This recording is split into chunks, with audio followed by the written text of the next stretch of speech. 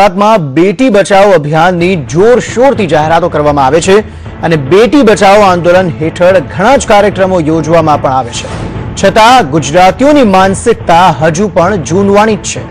એટલે જ તો દીકરાની ચાહ રાખતા લોકો દીકરીઓનો ભોગ લેતા જરા પણ નથી અટકાતા અને દીકરાનો જન્મ ન થતા દીકરીઓનો ભોગ લેવાઈ જાય છે। તો આવો જ કિસ્સો નવસારીમાં બન્યો, જે સરકારના બેટી બચાવો અભિયાનને ઢંઢોળી નાખે છે। નવસારીમાં બે પુત્રી સાથે એક માતાએ આપઘાત કર્યો હોવાની ઘટના બની। દાંડીના આઝાદ ફળિયામાં મહિલાએ પોતાની દીકરીઓ સાથે આત્મહત્યા કરી લીધી છે। બે દીકરીઓને જન્મ આપવાના કારણે એક માતા પર સાસરિયાઓ ત્રાસ ગુજારતા હતા અને છેલ્લે સાસરિયાઓના ત્રાસથી કંટાળીને આ માતાએ પોતાની દીકરીઓ સાથે જિંદગી ટૂંકાવવા જેવું પગલું ભરવું પડ્યું છે। સવાલ એ છે કે 21મી સદી હોવા છતાં અને આધુનિક યુગની વાતો કરતા લોકો આજે પણ દીકરીઓના જન્મ પર સુખ અનુભવે છે।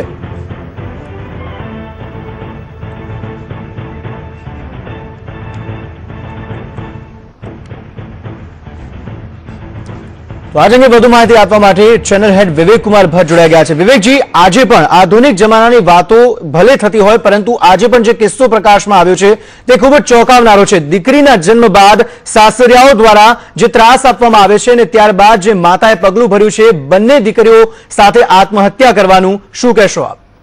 जी देखिए, विकसित गुजरात और समृद्ध गुजरात के लिए आज का दिन बहुत ही एक तरीके से कह सकता है कि काला दिन है, क्योंकि आज एक महिला को अपनी दो मासूम बच्चियों के साथ आत्मविलोपन करना पड़ा है, अग्नि स्नान करना पड़ा है, उसने आत्महत्या कर ली। वजह सिर्फ एक है कि सास और ससुर इस बात को लेकर प्रेशर करते थे और इस बात को लेकर उसे परेशान किया जाता था, क्योंकि उसके घर पे लड़कियां पैदा होती थी।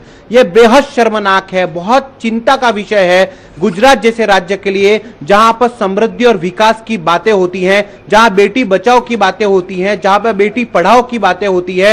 उस गुजरात राज्य में अगर ऐसा कदम किसी महिला को उठाना पड़े तो वाकई निंदनीय है, वाकई शर्मनाक है।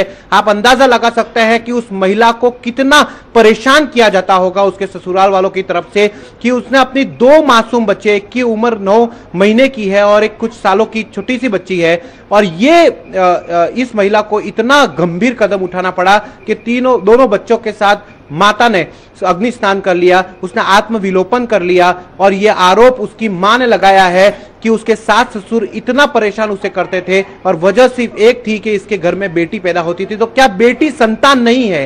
यह बहुत बड़ा सवाल है। आज भी क्यों वो रूढ़िवादी मानसिकता आज भी क्यों गुजरात जैसे राज्य में पल रही है? आज भी क्यों एक महिला जो कि उसकी सास है, वो खुद भी महिला है, उसे क्यों परेशानी है कि उसके घर पर पोती का जन्म हुआ? यह बहुत दुखदाई है और वाकई एक तरीके से अब आंख खोलने की जरूरत है। समाज को कहीं ना कहीं सुधरने की जरूरत है